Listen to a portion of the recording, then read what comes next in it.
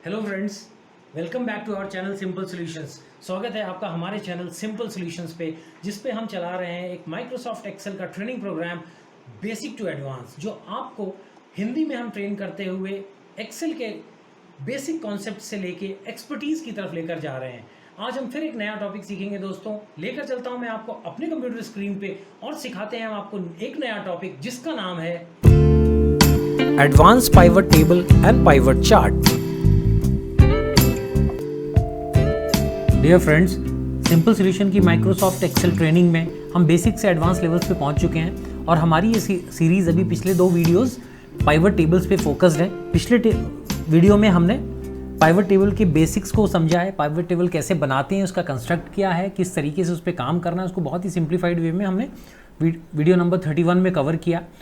इस वीडियो में दोस्तों हम इसको डिटेल में समझने जा रहे हैं, इसके एडवांस फीचर समझेंगे, पाइवट चार्ट को समझेंगे और इसके अंदर और जो डिटेल्ड फीचर है जो आपको इसको यूज़ करने में मदद करेगी उसको समझेंगे। तो आइए दोस्तों, मैं स्टार्ट करता हूं इसको। ये हमने एक छोटा सा टेबल लिया हुआ है, पिछले वीडियो की तरह ही सेम टेबल है हमारी। इसी टेबल को हम इस पर हम एक पाइवट टेबल बनाएंगे। तो ये देखिए, मैंने उसके अंदर रखा, फिर से मैं रिवाइज करता हूँ। इसके अंदर हमने अपने कर्सर को सिंपली रख दिया कहीं पर भी। उसके बाद हम इंसर्ट में जाएंगे दोस्तों। इंसर्ट में जाके यहाँ पे पाइवट टेबल कॉर्नर में आता है, इसको हमने क्लिक किया। जैसे हमने पाइवट टेबल क्लिक किया, एक विंडो खुलेगी। उसमें पहली चीज़ जो हमें देनी है वो कि हमारा डेटा रेंज क्या है। डेटा रेंज उसने ऑलरेडी सेलेक्ट कर लिया क्योंकि टेबल के अंदर मेरा कर्सर था। उसके बाद वो पूछ रहा है कि कहाँ पर बनाना है, तो मैं उसको बोलता हूँ मेरे को एग्जिस्टिंग वर्कशीट में ही बनाना है। फिर वो लोकेशन पूछ रहा है इसी वर्कशीट में किस जगह बनाना है। मैंने उसको ये लोकेशन L1 सेल दे दी और उसके बाद मैंने यहाँ पे ओके प्रेस किया और इस तरीके से मेरी ये पाइवट टेबल यहाँ पर बनकर आ गई। अब इस पाइवट टेबल में दोस्तों आप देखेंगे कि जैसा कि मैंने बताया था कि पाइवट टेबल आ गई, उसकी पाइवट टेबल के फील्ड्स यहाँ पर अपीयर हो गए और इसके अंदर मैं अब अपनी टेबल कंस्ट्रक्ट कर सकता हूँ।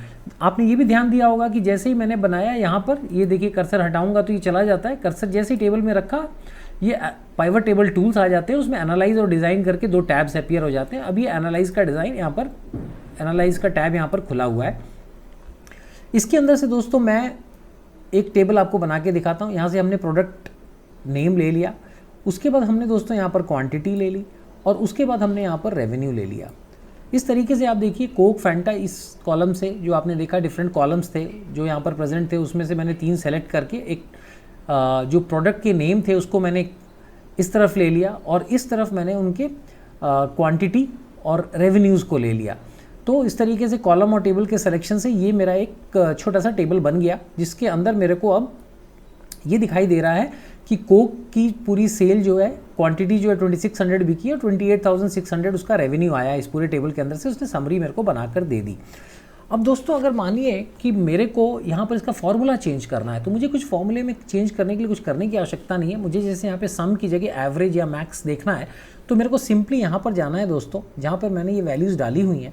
यहाँ पर क्लिक करूँगा तो यहाँ वैल्यू फील्ड सेटिंग्स आएगी, इसको क्लिक करूँगा तो एक टेबल खुलेगी जिसके अंदर अलग अलग फॉर्मूलेज लिखे हैं। अब मान लीजिए मुझे एवरेज देखना है, तो मैं यहाँ पे एवरेज सेलेक्ट कर लूँगा और ओके कर दूँगा।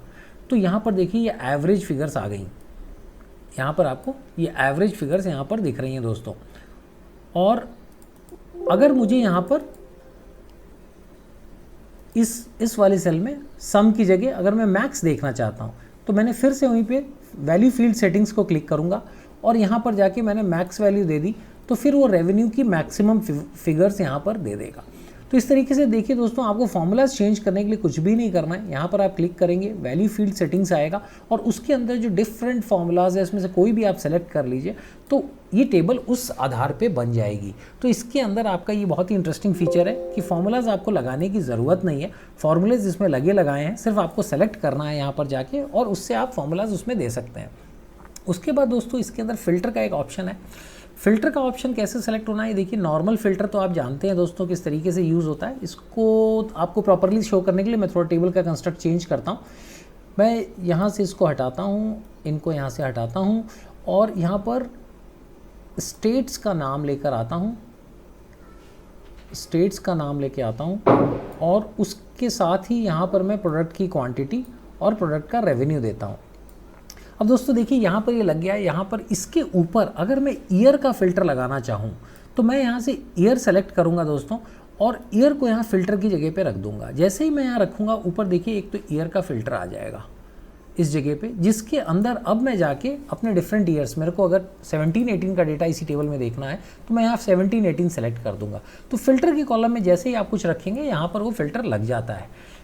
अभी मैं सारी फील्ड सेलेक्ट कर लेता हूँ, टोटल सेलेक्शंस ले लेता हूँ ताकि मैं कुछ और चीज़ें आपको दिखा सकूं। ये मेरा पूरा आ गया। अब यहाँ पर देखिए, जब इस जगह मैं क्लिक कर रहा हूँ स्टेट्स पे, तो ये नॉर्मल जो आपने टेबल में फ़िल्टर्स पढ़ी थी सारी आ गई। सॉर्टिंग का फीचर आ गया, फिल्टरिंग का फीचर आ गया। इसमें दोस्तों अगर मैं वैल्यू फिल्टर्स में जाता हूँ तो यहाँ पे मेरे 10-20 राज्य हैं। इसके अंदर मान लीजिए अगर मेरे को प्रेजेंटेशन में टॉप 5, टॉप 2 दिखाना है या टॉप 3 दिखाना है, तो उसके लिए देखिए वैल्यू फिल्टर्स को क्लिक करूँगा और यहाँ पर टॉप 10 आ रहा है। इसको अगर मैं क्लिक कर लेता हूँ तो एक विंडो खुलेगी और यहाँ पर टॉप 10 लिखा है। इसको मैं रिड्यूस करके, जैसे मैंने मान लीजिए टॉप 3 कर लिया, इसको मैंने टॉप 3 कर दिया और ओके किया, तो अब इसमें से जो 3 राज्य सबसे ज़्यादा रेवेन्यू कर रहे हैं वो देखिए छट के आ गए। मुझे अगर बॉटम 3 करना है तो वो भी ऑप्शन मैं यहाँ पर कर सकता हूँ। मैं यहाँ पे सेलेक्ट करके वैल्यू फिल्टर्स में जाके टॉप 10 को ही सेलेक्ट करूँगा। टॉप 10 को जब सेलेक्ट करता हूँ तो इसमें ड्रॉप डाउन में दूसरा ऑप्शन बॉटम का भी है और बॉटम 3 मैंने सेलेक्ट करके ओके किया तो ये आपके बॉटम 3 स्टेट्स यहाँ पर निकल के आ गए कि ये तीनों राज्य जो है बॉटम 3 हैं और वो टॉप 3 था। इस तरीके से फिल्टर का यूज़ करके आप अपनी प्रेजेंटेशन को उसी वक्त दिखा सकते हैं, डेटा निकाल सकते हैं। बाकी फ़िल्टर्स का इस्तेमाल आप दोस्तों जानते हैं बाखूबी। यहाँ से मैं फ़िल्टर्स को हटाता हूँ, यहाँ पे आप फ़िल्टर में जाएंगे, इसकी आप सॉर्टिंग कर सकते हैं। जो स्टेट आपको दिखाना है वो आप यहाँ से सेलेक्ट करके दिखा सकते हैं। ये सब बहुत इजी है और ये आप जानते हैं कि किस तरीके से सॉर्टिंग अल्फ़ाबेटिकल या नंबर वाइज आप किस तरीके से करना है। ये सब चीज़ें आपने टेबल वगैरह में सीख ली हैं, बट वो फीचर यहाँ पर अवेलेबल है पाइवट टेबल के अंदर। नॉर्मल फ़िल्टर के अलावा यहाँ पर जो फ़िल्टर आप एक्स्ट्रा लगा सकते हैं वो मैंने आपको दिखाया। यहाँ पर देखिए आपका ईयर आ गया है। अब ईयर का सिलेक्शन आपको यहाँ से करना है। आप जो भी ईयर सेलेक्ट करना चाहें उसका डेटा आप यहाँ से सेलेक्ट करिए, वो डेटा आपको यहाँ दिखने लगेगा। लेकिन आपको यहाँ बार बार सेलेक्ट करना है। इनकेस आपको ये तीनों सालों की रिपोर्ट अलग से बना के और देनी है तो इसका ऑप्शन भी आपको इसी पाइवट टेबल के अंदर मौजूद है दोस्तों। यहाँ पर आप क्लिक करके आप अगर एनालाइज का बटन यहाँ पर प्रेस करेंगे तो इस जगह पे ऑप्शंस आता है दोस्तों। ऑप्शंस को जब आप क्लिक करेंगे नीचे तो ये आता है शो रिपोर्ट फिल्टर पेजेस।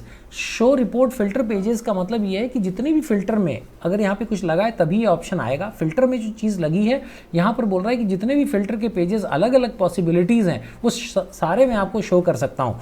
और कैसे शो कर सकता हूँ, जब मैं ये ऑप्शन सेलेक्ट करूँगा तो यहाँ पर आप देखिए 3 पेजेस यहाँ पे, क्योंकि 3 फाइनेंशियल ईयर्स हैं तो ये 3 पेजेस यहाँ पर 17, 18, 18, 19 और 19, 20, तो यहाँ पे 3 पेज ऐड कर देगा नीचे और सेलेक्टेड रखना है। ओके किया हमने, तीनों ईयर्स इसमें सेलेक्टेड है और यहाँ पर जाके हम ऑप्शंस में क्लिक करेंगे। ऑप्शंस में शो रिपोर्ट फिल्टर पेजेस करेंगे और यहाँ पर आप देखिएगा यहाँ पर आपके पेजेस यहाँ पर अपीयर होंगे। ओके किया हमने। जैसे हमने ओके किया यहाँ पे देखिए 17, 18, 18, 19 और 19, 20 ये तीनों की रिपोर्ट्स अलग अलग इसने जनरेट करके आपको दे दी। तो ये देखिए एक फीचर बहुत ही इंटरेस्टिंग है यहाँ पे कि जब आपका यहाँ पे फिल्टर लगा हुआ है और आपकी अलग अलग रिपोर्ट्स अलग अलग पेजेस में आपको बना के उसको देनी है तो आपको सिंगल कमांड से वो सारी रिपोर्ट्स अलग पेजेस पे प्रिंट हो जाएंगी और उसको आप अपने लिए यूज़ कर सकते हैं। तो ये देखा हमने दोस्तों, फिल्टर देख लिया और टॉप एंड बॉटम ये सारी चीज़ें हमने देख ली। अब इसके अंदर एक और इम्पॉर्टेंट फीचर है स्लाइसर का, उसको हम देखेंगे। स्लाइसर भी पाइवट टेबल का एक बहुत ज़्यादा यूज़ होने वाला फीचर है। स्लाइसर का इस्तेमाल देखने के लिए दोस्तों मैं अपनी टेबल को वापस करता हूँ, अपनी टेबल को प्लेन करता हूँ, ब्लैंक करता हूँ और फिर हम इसके अंदर स्लाइसर को स्टडी करेंगे। स्लाइसर को स्टडी करने के लिए दोस्तों फिर से मैं आपके सामने प्रोडक्ट नेम्स यहाँ पर लेके आता हूँ। प्रोडक्ट नेम्स मैंने यहाँ पर लिया, उसके बाद मैंने यहाँ पर क्वांटिटी ली और यहाँ पर उसका रेवेन्यू लिया। ये 3 चीज़ें लेने के बाद दोस्तों मैं यहाँ पर जाता हूँ एनालाइज में। एनालाइज के अंदर आप देखिए साइड में इंसर्ट स्लाइसर करके है।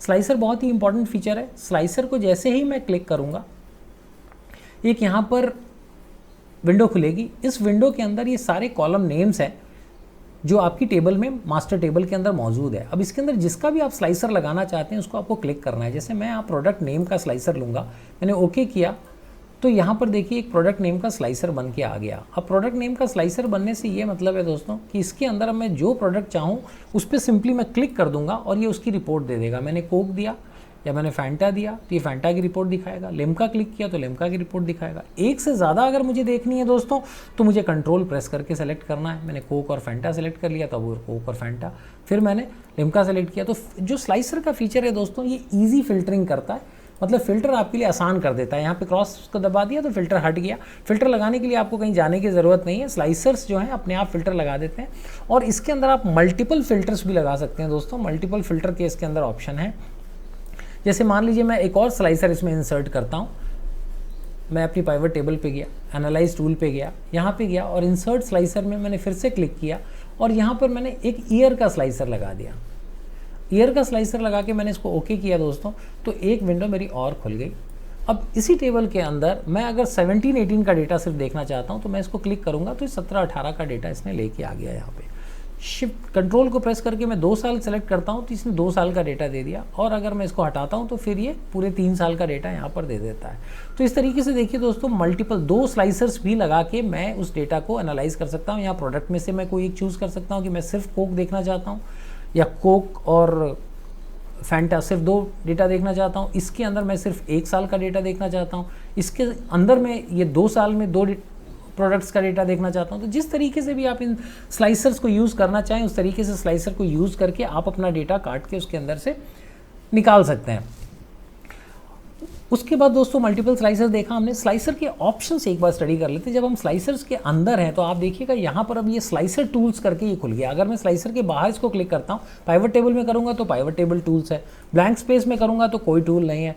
मैं अभी स्लाइसर के अंदर जब क्लिक करता हूँ तो यहाँ पे स्लाइसर टूल्स खुल जाते हैं और स्लाइसर टूल के ऑप्शंस आ जाते हैं। मैं उस ऑप्शन पे क्लिक करूँगा तो फिर ये पूरी की पूरी एक रिबन खुलती है जो कि स्लाइसर टूल्स के ऑप्शंस देती है आपको, जिस पे इस पर आप काम कर सकते हैं। इसमें देखिए जैसे मैंने अगर मैं एक बार पाइवट टेबल अपनी चेंज करूं या फिर इसमें ही मैं आपको दिखा देता हूं, इसमें दिखा देता हूं, आपको समझ में आ जाएगा कि जैसे मान लीजिए यहाँ पर तो 4 ही प्रोडक्ट हैं, लेकिन अगर बाय द वे मेरे पास यहाँ पर बहुत सारे प्रोडक्ट होते हैं और मेरे लिए इसमें यहाँ पर दिखाना मुश्किल हो रहा होता कि इसके अंदर मैं कैसे शो करूँ, तो उसके लिए यहाँ पर जाके आप बहुत ईजिली, इसमें मैंने सेलेक्ट किया, इसकी मैंने चौड़ाई अगर बढ़ा दी और चौड़ाई बढ़ा के यहाँ पर मैंने कॉलम्स में अगर 2 कर दिया तो ये देखिए 2 कॉलम्स में रिप्रेजेंट हो जाता है डेटा। तो आप इजीली अपने स्लाइसर के शेप साइज़ को मॉडिफाई कर सकते हैं। यहाँ पर अगर आप जाएंगे और इसकी हाइट आप बढ़ाना चाहें तो आप ऐसे क्लिक करेंगे तो उसकी हाइट बढ़ जाती है, आप इसको क्लिक करेंगे तो इसकी विड्थ बढ़ जाती है। तो ये सब बड़ा आसान है। दोनों स्लाइसर्स आपके यहाँ पर रखे हैं, ये पीछे है, इसको आपको ब्रिंग फॉरवर्ड करना है तो वो वाला आगे हो जाएगा, ये पीछे चला जाएगा। इस तरीके के सिंपल ऑप्शंस हैं यहाँ पे जिसको आप एक्सप्लोर कर सकते हैं और देख सकते हैं। ये स्लाइसर ऑप्शन के अंदर आपको ये सारा कुछ दिखेगा। उसके अलावा स्लाइसर का आप डिज़ाइन और लुक भी चेंज कर सकते हैं। आप यहाँ पर जाएँ, इसमें बहुत सारे ऑप्शंस हैं, जो भी ऑप्शन आप चूज़ करेंगे वैसा आपका स्लाइसर बन जाता है। इसके अलावा एक और इंटरेस्टिंग चीज़ इसके अंदर है दोस्तों कि आप चाहें तो नया स्लाइसर अपना क्रिएट भी कर सकते हैं। स्लाइसर का स्टाइल, स्लाइसर तो आप बना ही सकते हैं, बट यहाँ पे स्लाइसर के स्टाइल्स भी आप चेंज कर सकते हैं। उसके लिए एक ये विंडो खुलती है और आप इजीली एक नया स्लाइसर का स्टाइल आप क्रिएट कर सकते हैं। मैं एक छोटा सा आपको बनाकर यहाँ पर दिखा देता हूँ। उस पर ऊपर आप नाम भी दे सकते हैं, माई स्लाइसर करके आप इसका नाम दे दीजिए। माई स्लाइसर करके आपने इसका नेम दिया, वो नाम यहाँ पर वो ले लेगा। उसके बाद आप इसके अंदर जाके आप फॉर्मेट का ये टूल खुलेगा, उसमें जाके आप उसको अलग अलग, जैसे मैं इसको बैकग्राउंड दे देता हूँ, ग्रीन कलर ही ले लेता हूँ। ग्रीन कलर का मैंने इसका बैकग्राउंड ले लिया, मैंने ओके किया तो ये आपको यहाँ पर दिखता जाएगा। जो जो चीज़ें मैं उसमें करता जा रहा हूँ वो आपको दिखता जाएगा। Select item with data, data वाले आइटम को मैंने क्या करना है वो मैं यहाँ पर आपको सेलेक्ट करके दिखा देता हूँ कि डेटा उसके अंदर किस प्रकार से दिखना चाहिए। हमने ग्रीन लिया है तो हम इसको ग्रे, या हम इसको डार्क ग्रे कलर का ले, डार्क ग्रे उस पर दिखेगा नहीं। Let's take pink colour, pink colour हमने ले लिया। उसके बाद अगर आप उसमें बॉर्डर में कुछ करना चाहते हैं तो आप इसका बॉर्डर, इसके चारों तरफ इस तरीके से बॉर्डर लगा सकते हैं। ये सारा कुछ करके आपने ओके किया तो यहाँ पर वो शो करेगा कि इस तरीके से बॉर्डर में पिंक कलर में इसका ये दिखेगा। Select item with unselected item with no data, unselected item with data. अगर आपको इसमें कुछ चेंज करना है आप फॉर्मेट करिए और इसका आपको कुछ कलर देना है अगर आपको, तो आप इसके फिल शेप में जाके और इसको भी कोई कलर दे सकते हैं। इसको आपने हल्का ब्लू कलर दे दिया तो ये देखिए ये इस तरीके से दिखने लगा। उसके बाद आपने selected item with no data को करना है, ये आपने फॉर्मेट किया, इसके कलर में आपने मान लीजिए येलो कलर दे दिया, ये आपने सेलेक्ट किया और आपने ओके किया। तो उसके बाद यहाँ पर एक ये नया स्लाइसर का डिज़ाइन आपके लिए क्रिएट कर देगा इसके अंदर। ये देखिए इसने स्लाइसर का डिज़ाइन येलो ये वाला आपके लिए क्रिएट कर दिया। आपका ये स्लाइसर सेलेक्टेड है, आप ये वाला डिज़ाइन सेलेक्ट करेंगे तो आपका वो स्लाइसर इस तरीके से दिखने लगेगा। आप इसको सेलेक्ट करेंगे तो ऐसा दिखने लगेगा। ये जो स्लाइसर आपने बनाया था उसके बेसिस पे इसने इस तरीके का लुक इसके लिए क्रिएट कर दिया। तो इस तरीके से दोस्तों आप अपने स्लाइसर्स के ऑप्शंस में जाके और ये सारी चीज़ें कर सकते हैं बहुत ईजीली। तो उम्मीद करता हूँ दोस्तों यहाँ तक आपको समझ में आया होगा। इस टेबल को मैं थोड़ा सा फिर मॉडिफाई वापस करता हूँ, चीज़ें इसमें क्लोज़ करता हूँ जिससे हम आगे बढ़ सकें और कुछ और इंटरेस्टिंग चीज़ें देख सकें। इनको मैं क्लोज़ करता हूँ, इस स्लाइसर्स को अपने हटाता हूँ और इन स्लाइसर्स को रिमूव करने के बाद मैं फिर से अपनी वापस पाइवट टेबल पे आ गए। इस पाइवट टेबल में जाके मैं अब आपको पाइवट चार्ट थोड़ा सा एक्सप्लेन कर देता हूँ। इस पाइवट टेबल में आए दोस्तों, हम यहाँ पर हमने मान लीजिए प्रोडक्ट का नाम ले लिया, यहाँ पर हमने फिर से क्वांटिटी ले ली और यहाँ पर उसका रेवेन्यू ले लिया और इस पे हमने जाके इंसर्ट में एक हमने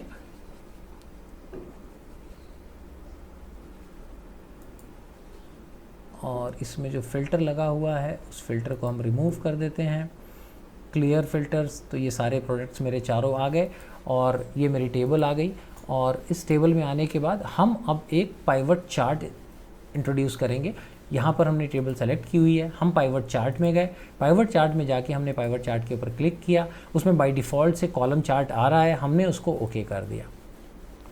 हमने दोस्तों उसको ओके कर दिया और यहाँ पर हमारा एक चार्ट बन के आ गया। इस चार्ट का नाम है चार्ट 16 और जो हमारी टेबल है देखिए, उसमें मैंने शुरू में आपको बताया था कि इसमें आप जाके देखेंगे एनालाइज में, तो ये टेबल नंबर 12 है आपकी। अब दोस्तों एक चीज़, ये जो ग्राफ आपका बन गया है, पाइवट चार्ट बन गया है, इस पाइवट चार्ट के अंदर यहाँ पर देखिए फ़िल्टर्स लगे हुए हैं। इन फ़िल्टर्स को आप यूज़ करके आप चाहें तो जितना आप इसमें से रिमूव करेंगे वो वाला डेटा आपका दिख जाएगा। बहुत इजीली यहाँ से आप फ़िल्टर्स इसमें अप्लाई कर सकते हैं। उसके बाद बाकी जो इसके अंदर की चेंजेस हैं वो सारा कुछ मैं आपको चार्ट्स में बहुत डिटेल्स में पढ़ा चुका हूँ कि किस तरीके से आप इसमें axis name, axis style, data labels, ये सारी चीज़ें किस तरीके से ऐड होंगी, रिमूव होंगी, ये सब कुछ मैं आपको बता चुका हूँ। और मुझे उम्मीद है ये आपको आता है। नहीं आता है तो चार्ट वाली सीरीज़ आप एक बार देखिएगा, बहुत ही अच्छे से उसमें एक्सप्लेन किया गया है कि किस तरीके से हमें डिज़ाइन सेलेक्ट करनी है, किस तरीके से हमें चार्ट को फॉर्मेटिंग करनी है, चार्ट की डिफरेंट चीज़ों को हम किस तरीके से चेंज कर सकते हैं, वो सब कुछ हमने उसके अंदर बहुत ही डिटेल में पढ़ा है दोस्तों। तो उसको वहाँ से देखिएगा, ये बहुत आसान है। पाइवट चार्ट बनाने के लिए आपको बस इंसर्ट पाइवट चार्ट में जाके और अपना एक चार्ट सेलेक्ट करना है और चार्ट का सेलेक्ट करके यहाँ पे आप फ़िल्टर्स लगा के उसको देख सकते हैं। फ़िल्टर्स लगाने के अलावा आप बाकी फॉर्मेटिंग जो करनी है आप इसको क्लिक करेंगे तो यहाँ से ये ऑप्शंस खुल जाते हैं। इसमें आपके चार्ट एरिया में जैसे अगर आप मौजूद हैं, यहाँ पर देखिए, यहाँ पर आप जाएंगे तो आपको लिख के आ रहा है कि चार्ट एरिया है। चार्ट एरिया को आप क्लिक करेंगे तो यहाँ पर आपके एक ऑप्शन खुल जाता है फॉर्मेट चार्ट एरिया। इसके अंदर जाके फिर आप ये सारी चीज़ें मैं चार्ट वाले वीडियोज़ में बता चुका हूँ बहुत डिटेल में, तो यहाँ पर रिपीट नहीं करूँगा। आप वाले वीडियोस देखिएगा और आपको अगर कन्फ्यूजन है, अदरवाइज़ ये सारा कुछ, सारी फॉर्मेटिंग बहुत इजी है। तो पाइवट चार्ट के अंदर कुछ अलग से विशेष नहीं है बताने के लिए, यही है। इसके अलावा स्लाइसर्स का उपयोग इसके अंदर कैसे करना है वो मैं एक बार आपको ज़रूर करके बताता हूँ कि किस तरीके से आप स्लाइसर्स का यूज़ करके अपनी पाइवट चार्ट्स को इंटरेस्टिंग बना सकते हैं। और उसके साथ एक और फीचर आपको दिखाना चाहूँगा। चलिए दोस्तों, फिर से मैं एक नई टेबल बनाने का आपको बताता हूँ। यहाँ पर मैंने इंसर्ट किया और अपना टैब रखा टेबल के अंदर, अपनी मास्टर टेबल के अंदर। ये चार्ट यहाँ पर है, ये मास्टर टेबल है मेरी, इसके अंदर मैंने रखा। इंसर्ट में गया दोस्तों मैं, और इंसर्ट में जाके यहाँ पाइवट चार्ट पर क्लिक किया। यहाँ पर pivot chart and pivot table बोल रहा है, मैंने इसको बोला ओके। इसमें से कोई भी ऑप्शन सेलेक्ट करूँ एक ही रिजल्ट आता है, कोई प्रॉब्लम नहीं है। आपने इसमें ओके किया, फिर से वो पूछ रहा है आपसे कि इसमें कहाँ डेटा कौन सा है। उसने डेटा मेरा सेलेक्ट कर लिया है, कहाँ पर बनाऊँ पूछ रहा है, तो उसको मैंने ओके करके एग्जिस्टिंग शीट में इस जगह टेबल बनाने के लिए बोला और उसने मेरा यहाँ पर डेटा इंसर्ट कर दिया। फिर से मैं वही एक बार प्रोडक्ट के नेम लेता हूँ, क्वांटिटी और रेवेन्यूज़ यहाँ पर लिया मैंने, और उसने यहाँ पर एक मेरा अलग से चार्ट भी, सिमिलर चार्ट बना दिया। लेकिन मैं ये चार्ट नहीं चाहता, मैं एक चाहता हूँ कि एक डिफरेंट टाइप ऑफ चार्ट मैं इसमें बनाना चाहता हूँ। तो चार्ट को सेलेक्ट करके मैं डिज़ाइन में जाऊँगा। डिज़ाइन में जाके यहाँ पे चेंज चार्ट टाइप आता है, इसको जब मैं क्लिक करूँगा दोस्तों तो इसके अंदर से मैं अलग चार्ट सेलेक्ट कर सकता हूँ। इसके अंदर से मैंने एक पाई चार्ट सेलेक्ट किया तो ये एक पाई चार्ट में कन्वर्ट हो गया। ऊपर इसके डिज़ाइंस आ गई, इसमें से मैंने एक ये वाला डिज़ाइन सेलेक्ट कर लिया दोस्तों। इस तरीके से मेरे पास एक पाई चार्ट बन के रेडी हो गया। और इस पाई चार्ट के अंदर अब मैं आपको एक बार ये दिखाता हूँ दोस्तों कि किस तरीके से हम स्लाइसर का इस्तेमाल करके, किस तरीके से हम स्लाइसर का यूज़ करके और इसके चार्ट्स को मॉडिफाई कर सकते हैं, वो एक बार मैं आपको बताता हूँ। एनालाइज में हम फिर जाएंगे, फिर से हमने इंसर्ट स्लाइसर पे क्लिक किया, ये आ गया। इस टेबल के अंदर से हम अपना प्रोडक्ट नेम्स के ऊपर हम सारा काम कर रहे हैं, तो प्रोडक्ट नेम का एक स्लाइसर क्रिएट करेंगे। फिर से हम ये हमने प्रोडक्ट नेम का एक स्लाइसर क्रिएट कर लिया दोस्तों। और इसके बाद आप देखिए, जब मैं इसमें से कोई एक चीज़, जैसे मैंने यहाँ पे कोक सेलेक्ट किया तो यहाँ पे सिर्फ कोक 100% बन के आ गया। मैंने कोक और फैंटा सेलेक्ट किया तो अब यहाँ पर कोक और फैंटा का चार्ट बन के आ गया। मैंने यहाँ पे लिम्का, तो ये जो स्लाइसर है ये बड़ा इंपॉर्टेंट रोल प्ले करता है। इसके अंदर अगर आप ईयर वाला भी स्लाइसर जैसे आप देख चुके हैं उसको भी ले आके लगाना चाहें तो उसको भी लगा सकते हैं। इसको आपने लगाया मल्टीपल स्लाइसर से, बस आपको सिर्फ क्लिक करते जाना है। आपको सारा डेटा देखना है तो आप इसको हटा दीजिए, सारा डेटा आ जाएगा। आप में से आपको सिर्फ फैंटा देखना है तो ये फैंटा का डेटा आ जाएगा, फैंटा और लिम्का देखना है तो उसका डेटा आ जाएगा। इस तरीके से दोस्तों आप इसमें स्लाइसर्स का यूज़ कर सके और बहुत ईजिली अपने डेटा को देख सकते हैं और अपने डेटा को समझ सकते हैं। अब एक चीज़ और मैं आपको दिखाता हूँ दोस्तों कि यहाँ पे मेरे पास चार्ट तो 2 हैं, लेकिन जब मैं स्लाइसर्स पे चेंजेस ला रहा हूँ, जब मैं स्लाइसर्स पे काम कर रहा हूँ तो एक्चुअली मेरा दूसरा वाला ग्राफ नहीं चेंज हो रहा है। अब यहाँ पर देखिए दोस्तों, मैंने यहाँ पर फैंटा और लिम्का लिया तो यहाँ फैंटा और लिम्का दिख रहा है। यहाँ पे मैंने कोक किया और फैंटा लिया तो अब ये कोक और फैंटा दिख रहा है, बट यहाँ पर ये चेंजेस नहीं हो रहे हैं। लेकिन मैं चाहता हूँ कि मेरे दोनों ग्राफ्स में ये इस स्लाइसर का इफेक्ट आ जाए, तो वो क्या पॉसिबल है? तो वो भी पॉसिबिलिटी है दोस्तों। हम लोग फिर ये देख रहे हैं कि इसका असर सिर्फ हमारी एक ही इस पे पड़ रहा है। तो अब चलिए मैं आपको ये दिखाता हूँ दोस्तों कि अगर हमें इनको लिंक करना है तो हम किस तरीके से कर सकते हैं। ये हमारे दोनों एक स्लाइसर है लेकिन एक ही चार्ट को इम्पैक्ट कर रहा है। दोनों चार्ट पे इम्पैक्ट करने के लिए हमें क्या करना चाहिए वो मैं आपको बताता हूँ। यहाँ पर देखिए ऊपर एक, जब आपका ये स्लाइसर का ऑप्शंस खुला हुआ है तो उसमें एक ये रिपोर्ट कनेक्शंस करके आ रहा है। रिपोर्ट कनेक्शंस को जब दोस्तों आप क्लिक करेंगे तो फिर वो आपकी अलग अलग पाइवट टेबल्स की डिटेल बता के और आपसे पूछ रहा है कि आप किन 2 पाइवट टेबल्स को कनेक्ट करना चाहते हैं, और आगे आपकी शीट के नाम दे रहा है। तो आपको ध्यान देते हुए, क्योंकि ये जो हमने टेबल्स बनाई थी इसका हमें काम नहीं है, अभी हमारे पास चैप्टर 32 जिससे जो 2 हमारे सेलेक्टेड है, पाइवट टेबल 12 और पाइवट टेबल 17, उन दोनों को हमें कनेक्ट करना है। हमने पाइवट टेबल 17 ऑलरेडी कनेक्टेड है, ये वाली हम पाइवट टेबल 12 है जो कि इसी शीट के ऊपर है, उसको हम यहाँ पर जाके सेलेक्ट कर लेंगे दोस्तों और ओके कर देंगे। रिपोर्ट कनेक्शंस में जाके जो विंडो खुली उसके अंदर हमने क्लिक कर दिया। अब आप देखिए दोस्तों, ये दोनों की दिख रहा है। यहाँ पर हमने फैंटा और लिम्का सेलेक्ट किया तो अब ये दोनों हमारे फैंटा लिम्का और ये दोनों ग्राफ्स हमारे इसके साथ साथ चेंज हो रहे हैं। तो दोस्तों इससे इस तरीके से देखिए, आप इस तरीके से आप एक स्लाइसर से मल्टीपल ग्राफ्स को भी कनेक्शंस, यहाँ पे स्लाइसर जब आपका क्लिक्ड है, स्लाइसर के जब ऑप्शंस यहाँ पर खुले हुए हैं तो स्लाइसर के ऑप्शंस में रिपोर्ट कनेक्शंस के अंदर जाके आप इस तरीके से अपने दोनों ग्राफ्स को इससे जोड़ सकते हैं और इस पे काम कर सकते हैं। तो उम्मीद करता हूँ दोस्तों इस वीडियो में आपको पाइवट टेबल्स बहुत क्लियरली अच्छे से समझ में आएगा। उसके सारे ऑप्शंस हमने डिटेल में डिस्कस किए। वीडियो थोड़ा लंबा हो गया है, उम्मीद करता हूँ कि आप इस वीडियो को देखेंगे और इससे आपको पाइवट टेबल को समझने में video number 31 and 32 pivot table और पाइवट चार्ट्स पूरी क्लैरिटी के साथ आपको इसमें समझ में आया होगा। दोस्तों कमेंट सेक्शन में ज़रूर दीजिए कि आपको किस प्रकार से फील हुआ, कैसा लगा ये वीडियो। मिलते हैं दोस्तों एक नए टॉपिक के साथ अगले वीडियो में। Thank you so much for your patience and time. Thank you.